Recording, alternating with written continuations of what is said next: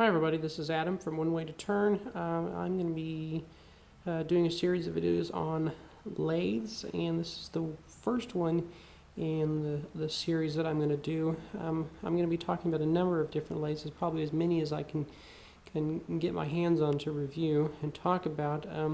First one here is going to be a Rikon Woodfast series. Rikon makes some great tools, and this has been a very popular little lathe. For the beginning turner, someone who's not wanting to spend a lot of money, but still a really good quality little machine. If you don't know much about lathes, we're going to start from the end of the lathe and talk a little bit about it. This is going to be the tailstock. It's going to be a number 2 Morse taper. What that means is this end part right here is going to be tapered.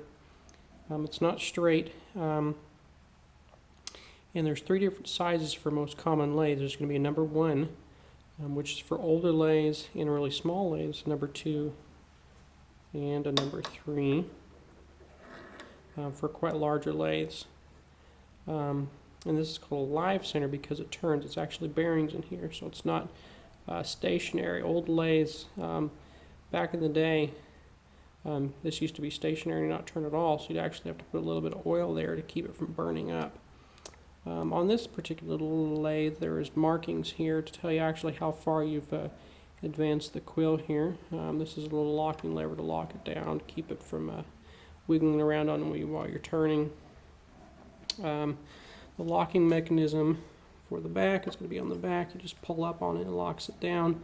I found this locking is satisfactory. It does tend to slip occasionally, so you do have to kind of hit it pretty hard to get it to keep from moving.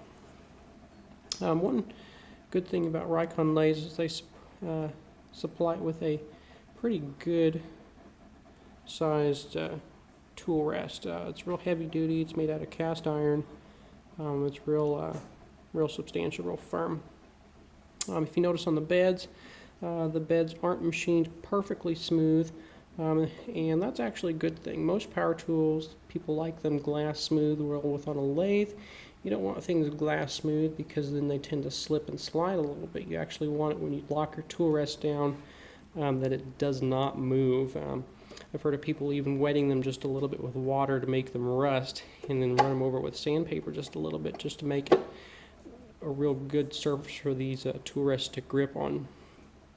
Coming up here, this is called the headstock. And this is where you would put what's called a dead center. This is just a little spur that sticks out of here to hold the opposite side of the wood.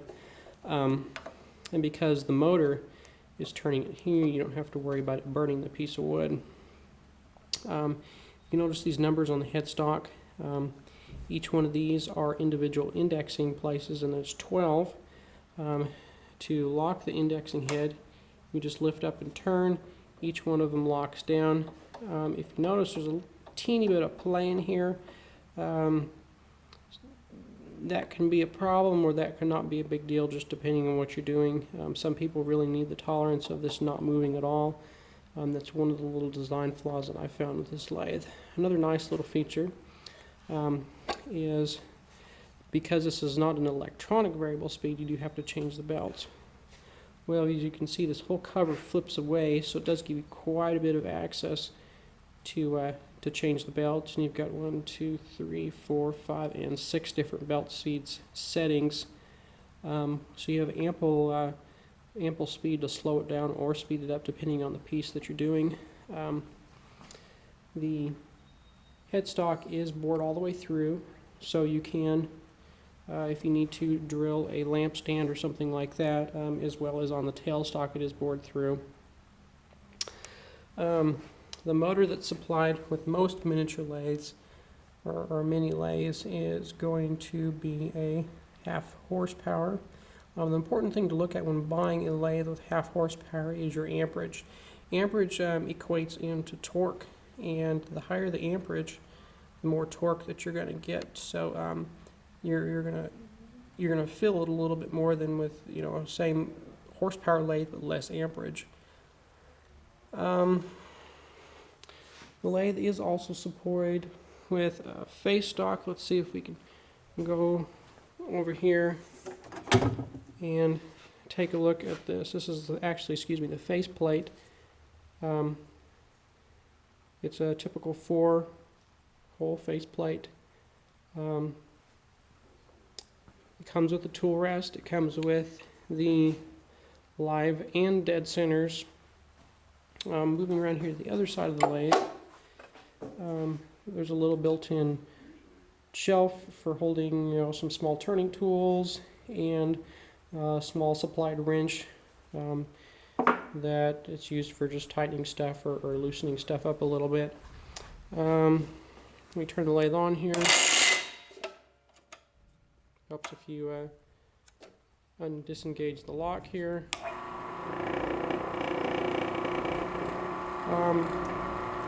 When the lathe's running, it's not exactly quiet.